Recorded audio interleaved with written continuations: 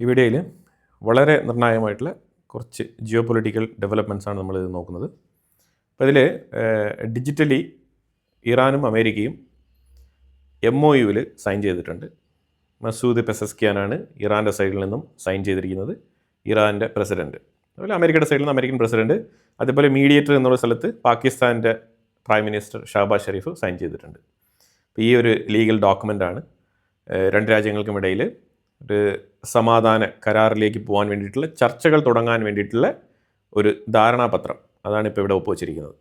ഇതിൽ പ്രധാനമായിട്ട് ഒരു വിഷയത്തിൽ ഇറാൻ്റെ ഉള്ളിൽ തന്നെ ചർച്ച നടക്കുന്നുണ്ട്. അത് പ്രധാനമായിട്ടും ഈ ന്യൂക്ലിയർ ഡോക്ട്രിൻ, അത് അമേരിക്കയുടെ മുന്നിൽ ഇറാൻ അടിയറവ് വെച്ചു എന്നുള്ള തരത്തിൽ ഇറാൻ്റെ ഉള്ളിൽ IRGCയെ അനുകൂലിക്കുന്ന ആൾക്കാർ IRGCക്ക് സോളിഡാരിറ്റി പ്രഖ്യാപിച്ചുകൊണ്ട് റാലികൾ നടത്തിയിരുന്ന ആൾക്കാർ ഇതിനെതിരെ പ്രതികരിക്കുന്നുണ്ട്.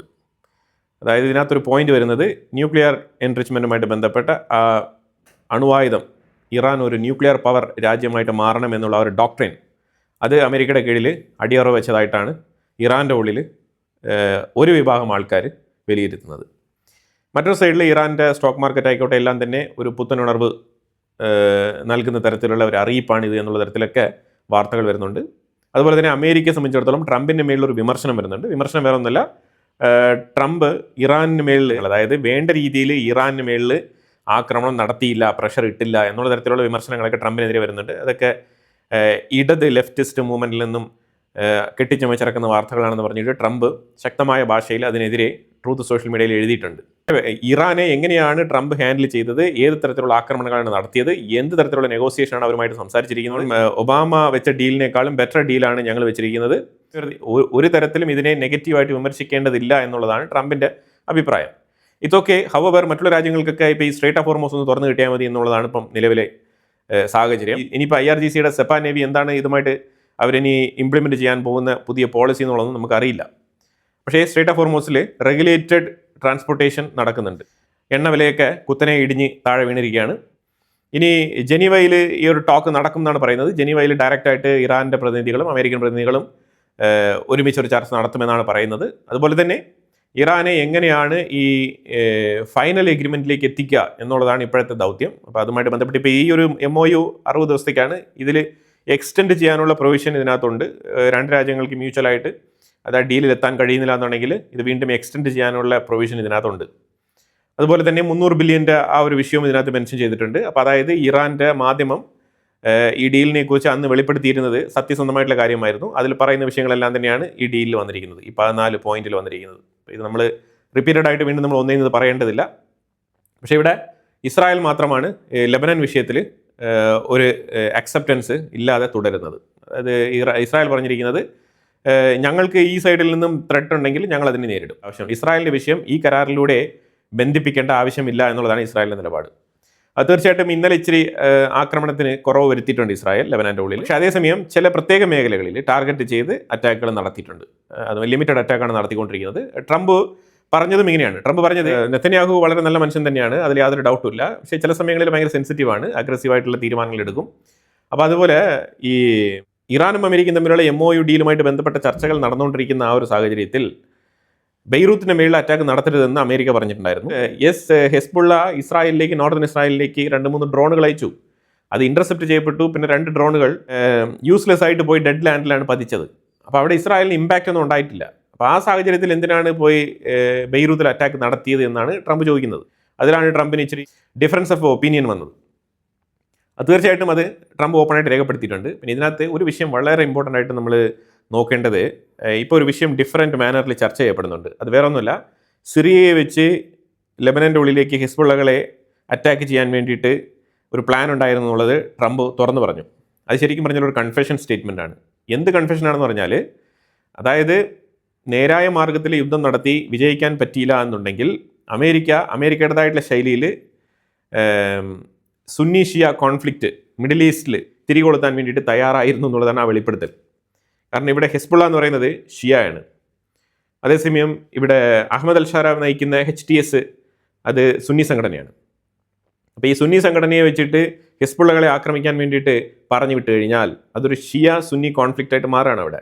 അപ്പം അതായത് ഒരു വഴിയുമില്ലാന്നുണ്ടെങ്കിൽ ഒരു റീജിയണൽ കോൺഫ്ലിക്റ്റ് മിഡിൽ ഈസ്റ്റിനെ തന്നെ അട്ടിമറിക്കുന്ന രീതിയിൽ ഒരു കോൺഫ്ലിക്റ്റിന് തുടക്കമിടാൻ അമേരിക്കയ്ക്ക് ഒരു പ്രശ്നവുമില്ലേ എന്നുള്ളതാണ് ചോദ്യം. അവർ തമ്മിൽ അങ്ങോട്ടും ഇങ്ങോട്ടും അടിച്ചാൽ പ്രശ്നമില്ല. പക്ഷേ മറ്റൊരാൾ ഇങ്ങനെ ഓപ്പണായിട്ട് അത് സ്റ്റേറ്റ്മെൻറ്റിലൂടെ കൺഫസ് ചെയ്യുമ്പോൾ അല്ലാത്ത തരത്തിൽ ഒരു ഞെട്ടലുണ്ടാക്കുന്ന ഒരു വിഷയമാണ്. പ്രത്യേകിച്ച് ഒരു അമേരിക്കൻ പ്രസിഡന്റ്, ലോക പോലീസാണ്. അതായത് അമേരിക്ക ഇന്ന് ഗ്ലോബൽ പവറാണ്, പല കാര്യങ്ങളെയും നിയന്ത്രിക്കുന്ന ഒരു ശക്തിയാണ്. അതിൻ്റെ തലപ്പത്തിരിക്കുന്ന ഒരു ഇലക്റ്റഡ് പ്രസിഡന്റ് വന്നിരുന്ന് പറയുകയാണ്, ഞാൻ സിറിയയിലുള്ള ആ ലീഗൽ ഗവൺമെൻറ്റിനെ വെച്ചിട്ട് ഹിസ്ബുള്ളയെ ആക്രമിക്കാൻ വേണ്ടിയിട്ടുള്ള പദ്ധതി ഉണ്ടായിരുന്നു, ഞാൻ പറഞ്ഞ ചെയ്യും അഹമ്മദ് അൽ ഷറ, ഇറ്റ്സ് എ ഗുഡ് ഗൈ എന്നൊക്കെ ഇരുന്ന് ഇങ്ങനെ പറയാണ്. ഇത് ശരിക്കും പറഞ്ഞാൽ തീവ്രവാദി അത് വേറെ കാര്യം. പക്ഷേ ഒരു ലെജിറ്റിമേറ്റ് ഗവൺമെൻറ്റിൻ്റെ ലീഡർ വന്നിരുന്നത് പറയുന്നു എന്നുള്ളതാണ് ഇവിടെ പ്രശ്നം. ട്രംപിൻ്റെ ക്രെഡിബിലിറ്റി അല്ല, പ്രത്യേകിച്ച് അമേരിക്കയുടെ ഈ വിഷയത്തിലേക്കുള്ള അവരുടെ നിലപാട്, കാഴ്ചപ്പാട്, അവർ ഇത്രയും കാലം പ്രവർത്തിച്ചുകൊണ്ടിരിക്കുന്ന ഒരു രീതി, അതാണ് ഇവിടെ മനസ്സിലാക്കേണ്ടത്. അത് വിമർശനാത്മകമായി നോക്കി കാണപ്പെടുന്നുണ്ട്. ശരിക്കും ഈ വിഷയം ട്രംപ് ഓപ്പണായിട്ട് അംഗീകരിച്ച മാതിരി ആയിപ്പോയി ശരിക്കും. അതായത് ഷിയാക്കളെയും സുന്നികളെയും വേണമെങ്കിൽ ഞങ്ങൾക്ക് തമ്മിലടിപ്പിക്കാൻ ഒരു ജസ്റ്റ് ഫ്രാക്ഷൻ ഓഫ് സെക്കൻഡ് മതി. അത് ഞാൻ നെതന്യാഹുവിൻ്റെ അടുത്ത് പറഞ്ഞതാണ്. ഇസ്രായേലിന് പറ്റുന്നില്ല എന്നുണ്ടെങ്കിൽ നമുക്ക് നമ്മുടെ സിറിയയിലെ അഹമ്മദ് അൽ ഷറയെ വെച്ചിട്ട് ഹിസ്ബുള്ളയെ അടിപ്പിക്കാന്നുള്ള രീതിയിൽ. ഇത് ഇങ്ങനെയുള്ള ബ്ലണ്ടേഴ്സൊക്കെ ആരെങ്കിലും വിളിച്ച് പറയുമോ? ട്രംപിന് ശരിക്കും ബുദ്ധിയില്ലേ, ഇല്ലെങ്കിൽ ഇയാൾക്ക് വട്ടാണോ, എന്താണ് സംഭവം എന്നുള്ളത് നമുക്ക് മനസ്സിലാവുന്നില്ല. വല്ലാത്ത രീതിയിലുള്ള സ്റ്റേറ്റ്മെൻ്റ് ആയിപ്പോയി. അറിഞ്ഞോ അറിയാതെയോ എന്ത് പറയണം എന്നുള്ള രീതിയിൽ ബോധ്യമില്ലാത്ത രീതിയിൽ പല കാര്യങ്ങളും വിളിച്ച് പറയുന്നു എന്നുള്ളതാണ് യാഥാർത്ഥ്യം. നെതന്യാഹു ട്രംപിൻ്റെ മേളിൽ ശക്തമായിട്ടുള്ള പ്രഷർ ഇടാൻ ശ്രമിക്കുന്നുണ്ട്. ഫൈനൽ ഡീലിന് മുമ്പായിട്ട് കൃത്യമായിട്ടുള്ള ഇസ്രായേലിന് വേണ്ട രീതിയിലുള്ള ഡീൽ, അതായിരിക്കണം ഫൈനൽ ഡീൽ. അല്ലാതെ ഇസ്രായേലിൻ്റെ അടുത്ത് നിന്ന് ഒരു രീതിയിലുള്ള ഫ്ലെക്സിബിലിറ്റിയും പ്രതീക്ഷിക്കേണ്ട എന്നാണ് നെതന്യാഹു പറഞ്ഞിരിക്കുന്നത്. കാരണം നെതന്യാഹുവിൻ്റെ ഭാവി പരിപാടികളെ കൂടി ബാധിക്കുന്ന ഒരു വിഷയമാണ് ട്രംപ് ഇപ്പോൾ നടപ്പിലാക്കിക്കൊണ്ടിരിക്കുന്നത്.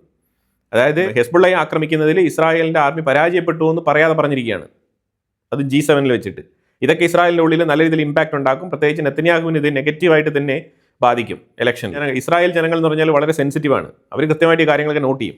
പിന്നെ അഥവാ ഇനിയിപ്പോൾ നഫ്താലി ബെന്നറ്റ് ആണെന്ന് വരുന്നുണ്ടെങ്കിൽ നഫ്താലി ബെന്നറ്റ് നെതന്യാഹുവിന് ഒരുപടി മുകളിലാണ് അയാൾ ഈ ആക്രമണം നടത്തുന്നതിൽ. അപ്പോൾ അതുകൊണ്ട് ഇപ്പം നഫ്താലി ബെന്നറ്റ് വന്നതുകൊണ്ട് ഈ മറ്റുള്ള ഗാസയ്ക്കോ അല്ലെങ്കിൽ ലെബനനിലെ ഹിസ്ബുള്ളയ്ക്കോ രക്ഷപ്പെട്ട് കളയാമെന്ന് വിചാരിച്ചു കഴിഞ്ഞാൽ അത് നടക്കില്ല. നഫ്താലി ബെന്നറ്റ് ഇതിനേക്കാളും തീവ്രമായ നിലയിൽ ആക്രമണത്തിന് ഉത്തരവിടുന്ന വ്യക്തിയാണ്. ഞാൻ ഇന്നലെ രാത്രി ഒരു വീഡിയോ ഞാൻ പബ്ലിഷ് ചെയ്തിട്ടുണ്ടായിരുന്നു. അത് സൗജന്യ പാലസ്തീൻ എന്ന് പറഞ്ഞുകൊണ്ട്. ഈ സൗജന്യ പാലസ്തീൻ അല്ല, അത് സ്വതന്ത്ര പാലസ്തീൻ ആണെന്ന് പറഞ്ഞുകൊണ്ട് പലരും എഴുതുകയുണ്ടായി. അതെനിക്ക് മനസ്സിലായി, ഞാൻ പർപ്പസ്ഫുള്ളി സൗജന്യ പാലസ്തീൻ എന്ന് പറഞ്ഞിട്ട് പ്രയോഗിച്ചതാണ്. കാരണം അവിടെ ചാരിറ്റിയിലാണല്ലോ ജീവിതം. ഈ ഗാസ മുതൽ അമേരിക്കയിൽ ഫ്രീ പാലസ്തീൻ ഫ്ലാഗ് പൊക്കുന്ന ആൾക്കാർ വരെ ചാരിറ്റിയിലാണ് ജീവിക്കുന്നത്, ഫണ്ടിങ്ങിലാണ്, സ്പോൺസേഡാണ്. ഈ സ്പോൺസേഡ് പരിപാടികൾ ഉദ്ദേശിക്കുന്നതാണ് ഞാൻ സൗജന്യ പാലസ്തീൻ എന്ന് പറഞ്ഞത്. ഞാനതിനെ സൗജന്യ പാലസ്തീനായിട്ട് തന്നെയാണ് കാണുന്നത്. കാരണം ഫ്രീ പാലസ്തീൻ എന്ന് പറഞ്ഞു കഴിഞ്ഞാൽ ഇറാഡിക്കേറ്റ് ഇസ്രായേൽ, മനസ്സിലായോ? അതായത് ഫ്രീ പാലസ്തീൻ എന്ന് പറഞ്ഞാൽ അവിടെ ഇസ്രായേൽ ഇല്ല. ഇത് പലപ്പോഴും നമ്മുടെ വീഡിയോ കണ്ടവർക്ക് മനസ്സിലായിട്ടുണ്ടാവും. നമ്മൾ ഈ ഫ്രീ പാലസ്തീനെ കുറിച്ചും റിവർ ടു സീ എന്ന് പറഞ്ഞ അവരുടെ അജണ്ടയെക്കുറിച്ചും ഇത്തരത്തിലുള്ള ഫ്രീ പാലസ്തീൻ്റെ നെറേറ്റീവിനെ കുറിച്ചൊക്കെ നമ്മൾ ഒരുപാട് വീഡിയോസ് പബ്ലിഷ് ചെയ്തിട്ടുണ്ട്. നിരവധി പേര് നമ്മളുടെ നെറേറ്റീവ് കൃത്യമായിട്ട് തന്നെ നിങ്ങൾ അത് മനസ്സിലാക്കിയിട്ടുണ്ട്. അതിൽ ആദ്യമേ തന്നെ കുറേ പേർക്കൊക്കെ ഈ സൗജന്യ പാലസ്തീൻ എന്ന് പറഞ്ഞിട്ട് ഞാൻ എന്താണ് ഉദ്ദേശിച്ചെന്നുള്ളത് അവർക്ക് മനസ്സിലായി. പക്ഷേ മെജോറിറ്റി ആൾക്കാർക്ക് മനസ്സിലായിട്ടില്ല. ആ മനസ്സിലാകാത്തവർ നിങ്ങൾ കമൻറ്റിൽ അത് എഴുതിയിട്ടുണ്ടായിരുന്നു. അപ്പോൾ അതിനൊരു കോമൺ റിപ്ലൈ എന്നുള്ള നിലയിലാണ് ഞാൻ ഈ ഒരു വിഷയം പറയുന്നത് ഇവിടെ. ഇനിയിപ്പോൾ അടുത്ത് ഇന്ത്യക്കുള്ളിൽ നടക്കുന്ന ഒരു വിഷയമാണ് FCRA ആക്ട്. FCRA ആക്ട് പുതിയൊരു ആക്ട് ഇപ്പം റിന്യൂ ചെയ്തുകൊണ്ടുള്ളൊരു ആക്ട് ഇന്ത്യൻ ഗവൺമെൻറ് പാർലമെൻറ്റിൽ ബില്ല് അവതരിപ്പിച്ചിട്ടുണ്ടായിരുന്നു. അതിനെ തുടർന്ന് ഒരു 22,000 NGOകൾ ക്യാൻസലായി പോയിട്ടുണ്ട്. കാരണം അവർക്ക് ഈ പുതിയ FCRA ആക്ടിനനുസരിച്ചുള്ള കംപ്ലയൻസസ് ഇല്ല. കംപ്ലയൻസസ് മീൻസ് അവർ പാലിക്കേണ്ട ചില നിയമങ്ങൾ, അവർ സബ്മിറ്റ് ചെയ്യേണ്ട ചില ഡോക്യുമെൻറ്റേഷൻസ്, ഇതിലൊക്കെ വീഴ്ച പറ്റിയിട്ടുണ്ട്. അപ്പോൾ ഇത് പുതിയ ആക്ട് അനുസരിച്ചാണ് ഈ വീഴ്ച വരുന്നത് കേട്ടോ, പഴയ ആക്ട് അനുസരിച്ചല്ല ഈ വീഴ്ച വന്നിരിക്കുന്നത്. അപ്പോൾ അതുകൊണ്ട് തന്നെ ഈ പുതിയ ആക്ട് ശരിയല്ല, അതിങ്ങനെ ഇമീഡിയറ്റ് ആയിട്ട് ഇംപ്ലിമെൻറ്റ് ചെയ്യരുതെന്നൊക്കെ പറഞ്ഞിട്ട് പല സൈഡിൽ നിന്നും പല NGOകളും ഗവൺമെൻറ്റിനോട് ആവശ്യപ്പെടുകയുണ്ടായി. ഇത് ഇലക്ഷന് മുമ്പ്, അതായത് കേരളത്തിലെ ഇലക്ഷൻ നടക്കുന്നതിന് മുമ്പാണ് ഈ വിഷയം ചർച്ച ചെയ്യപ്പെട്ടത്. ഇതിനെ തുടർന്ന് ഈ പുതിയ FCRA ആക്ട് പ്രകാരം പല NGOകളുടെയും ലൈസൻസ് റിന്യൂ ചെയ്യാൻ പറ്റാത്ത സാഹചര്യമുണ്ട്. 22,000 ലൈസൻസാണ് മൊത്തത്തിൽ സസ്പെൻഡ് ആയത്. അതിൽ 15,000 ലൈസൻസ് ക്യാൻസൽഡ് ആണ്. അപ്പോൾ ഇപ്പോൾ പുതുതായിട്ട് 15,000-ഓളം ആപ്ലിക്കേഷൻസ് ഇപ്പം വന്നിട്ടുണ്ട് ഈ റിന്യൂവലിന് വേണ്ടിയിട്ട്. ഇറ്റ് മീൻസ് 22,000-ൽ 15,000 ലീഗൽ NGOs എന്നുള്ള നിലയിൽ അവർ വീണ്ടും അവരുടെ പേപ്പേഴ്സ് എല്ലാം സബ്മിറ്റ് ചെയ്തിരിക്കുകയാണ്. അപ്പോൾ അത് 1 by 1 ആയിട്ട് റിന്യൂ ചെയ്തുകൊണ്ടിരിക്കുകയാണ്. ഈ FCRA ആക്ട് എന്ന് പറയുന്നത് ഫോറിൻ ഫണ്ട് റിസീവ് ചെയ്യുന്നതിനുമായിട്ട് ബന്ധപ്പെട്ട ആക്ടാണ് ചാരിറ്റിക്ക് വേണ്ടിയിട്ട്. അപ്പോൾ ചാരിറ്റിക്ക് വേണ്ടിയിട്ട് ഇവിടെ ചാരിറ്റി നടത്തുന്ന സ്ഥാപനങ്ങൾ, ഫോർ എക്സാമ്പിൾ മദർ തെരേസയുടെ സ്ഥാപനമുണ്ടല്ലോ, മദർ തെരേസ ഹോം, അതേപോലെ നിർമ്മല ഭവൻ എന്നൊക്കെ പറഞ്ഞുകൊണ്ട് കൊൽക്കത്തയിൽ നടത്തുന്ന സംഗതിയാണ്. അവർക്ക് ഇന്ത്യ ഒട്ടാകെ അവരുടെ കോൺഗ്രിഗേഷൻ ഉണ്ട്. ആ കോൺഗ്രിഗേഷൻസിൽ ഈ ഫണ്ട് എത്തണം എന്നുണ്ടെങ്കിൽ അവർക്ക് വെളിയിൽ നിന്നൊക്കെയാണ് ഫണ്ട് വരുന്നത്, ഫോറിൻ ഫണ്ട്. അപ്പോൾ ഈ ഫോറിൻ ഫണ്ട് റിസീവ് ചെയ്യുന്നതിന് ബുദ്ധിമുട്ടുണ്ട്. ഈ FCRA ആക്ട് പ്രകാരം 4 വർഷങ്ങൾക്ക് മുമ്പ് FCRA ആക്ടിൽ കൊണ്ടുവന്ന ഒരു നിയമം എന്ന് പറഞ്ഞാൽ ഈ ചാരിറ്റി പ്രവർത്തനങ്ങൾ നടത്തുന്ന NGOs മാൻഡേറ്ററി ആയിട്ട് SBIയിൽ വേണം അക്കൗണ്ട് ഓപ്പൺ ചെയ്യാൻ, വേറെ ഒരു ബാങ്കിലും അക്കൗണ്ട് ഓപ്പൺ ചെയ്യരുത്. അപ്പോൾ ഇവർക്കെല്ലാം SBIയിൽ അക്കൗണ്ട് ഉണ്ട്. അത് ഗവൺമെൻറ്റിന് ഈസി ആയിട്ട് ഈ ഫണ്ടിൻ്റെ സോഴ്സ് വെരിഫൈ ചെയ്യാൻ വേണ്ടിയിട്ടും അതിൻ്റെ റിലയബിലിറ്റിക്ക് വേണ്ടിയിട്ടാണ് ശരിക്കും. അത് വളരെ എളുപ്പത്തിൽ തന്നെ അത് വാലിഡേറ്റ് ചെയ്യാൻ വേണ്ടിയിട്ടാണ് പിന്നെ ഒരു ബാങ്കിൽ ഇതിനെ കേന്ദ്രീകരിച്ച് വെച്ചിരിക്കുന്നത്. അപ്പോൾ ഈ സാഹചര്യത്തിൽ കംപ്ലൈൻസസ് പൂർത്തിയാക്കണം എന്ന് പറഞ്ഞാൽ പല NGOകളും ശരിക്കും പ്രവർത്തിക്കുന്നേ ഇല്ല എന്നുള്ളതാണ് മനസ്സിലാക്കേണ്ടത്. ഫണ്ട് മാത്രമാണ് വന്നുകൊണ്ടിരിക്കുന്നത്. അങ്ങനത്തെ NGOകളൊക്കെ ഉണ്ട്. ഗവൺമെൻറ് ഈ വിഷയത്തിൽ കുറച്ചുകൂടെ സ്ട്രിക്റ്റ് ആയിട്ട് പെരുമാറാൻ വേണ്ടിയിട്ട് എന്താണ് കാരണം എന്ന് പറഞ്ഞാൽ ഇതേപോലെ നിയമവിരുദ്ധമായിട്ട് ഇന്ത്യക്കുള്ളിൽ വരുന്ന ഈ ഫണ്ട്, ഈ മണി ലോണ്ടറിങ് നടക്കാതിരിക്കാൻ വേണ്ടിയിട്ട്, അതിനെ തടയാൻ വേണ്ടിയിട്ടാണ് ശരിക്കും ഇന്ത്യ ഇത്തരത്തിൽ പെരുമാറുന്നത്. കാരണം പല സംഘടനകളിൽ നിന്നും ഫണ്ട് വരുന്നത് എന്തിനാണെന്ന് അറിയണമല്ലോ. ഇത് ഈ ചാരിറ്റിക്ക് വേണ്ടിയിട്ട് ഒരു വാങ്ങിച്ച് എന്തിനു ഉപയോഗിക്കുന്നു. അപ്പോൾ ഇതുമായിട്ട് ബന്ധപ്പെട്ട ക്ലിയർ ആയിട്ടുള്ള ബില്ലിംഗ് കാര്യങ്ങളെല്ലാം അതിനെ സബ്മിറ്റ് ചെയ്യണം. അക്കൗണ്ടബിലിറ്റി ക്ലിയർ ആക്കണം. കാരണം ഇവർക്കൊന്നും ടാക്സ് ഇല്ല. ടാക്സ് ഒഴിവാക്കിക്കൊണ്ടുള്ള F60 എന്ന് പറഞ്ഞൊരു ഫോമൊക്കെ ഫില്ല് ചെയ്ത് കൊടുത്തു കഴിഞ്ഞില്ല. അപ്പോൾ ടാക്സ് ഫ്രീ ആയിട്ട് ഒന്നാമത് ചാരിറ്റി ആണല്ലോ.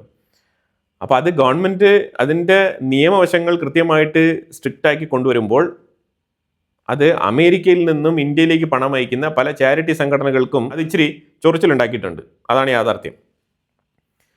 അപ്പം അമേരിക്കൻ സംഘടനകൾ അതുമായിട്ട് നിരന്തരം ബന്ധപ്പെട്ടിരിക്കുന്ന കുറച്ച് ആൾക്കാരുണ്ട് ഇന്ത്യക്കുള്ളിൽ.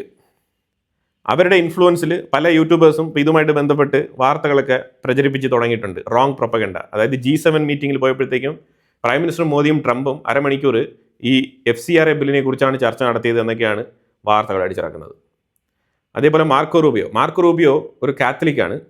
അപ്പോൾ ഈ മദർ തെരേസയുടെ ഫൗണ്ടേഷനൊക്കെ റോമൻ കാത്തലിക്കുമായിട്ട് ബന്ധപ്പെട്ട് പ്രവർത്തിക്കുന്ന കോൺഗ്രിഗേഷൻസുകളാണ്. ഈ ക്രിസ്ത്യാനിറ്റിയിൽ തന്നെ പല ജാതികൾക്ക് പല രീതിയിലുള്ള സെക്റ്റുകളുണ്ട്. യാക്കോബയ ഉണ്ട്, മാർത്തോമയുണ്ട്, മലങ്കരയുണ്ട്, ഓർത്തഡോക്സ് ഉണ്ട്, അതുപോലെ തന്നെ സിറിയൻ ഉണ്ട്, റോമൻ കാത്തലിക് ഉണ്ട്, പല പല കാറ്റഗറി ഉണ്ട്. ഇതിൽ ജാതിയും ഒരു ഫാക്റ്റാണ്. ഓർത്തഡോക്സ് ഒക്കെ അവരുടെ പള്ളിയുടെ ഉള്ളിൽ വേറെ തന്നെ നിയമം പാലിക്കുന്ന ആൾക്കാരൊക്കെ ഉണ്ട്. ഇത് പണ്ട് ഈ കൺവേർട്ടഡ് ആകുന്ന സമയത്ത് ഉയർന്ന ജാതിയിലുള്ളവർ കൺവേർട്ടഡ് ആകുമ്പോഴത്തേക്കും അവർ ഒരു പുതിയ തരം കാത്തലിക് സഭ കൊണ്ടുവരുന്ന സാഹചര്യങ്ങളൊക്കെ ഉണ്ടായിരുന്നു. അപ്പോൾ അങ്ങനെയുള്ള സംവിധാനങ്ങളൊക്കെ ഇവിടെ ഉണ്ട്. പല കാറ്റഗറിയിൽ അമേരിക്കയുടെ ഉള്ളിലൊക്കെ ഇൻഫ്ലുവൻസ് ചെയ്യുന്ന ആൾക്കാരുണ്ട്.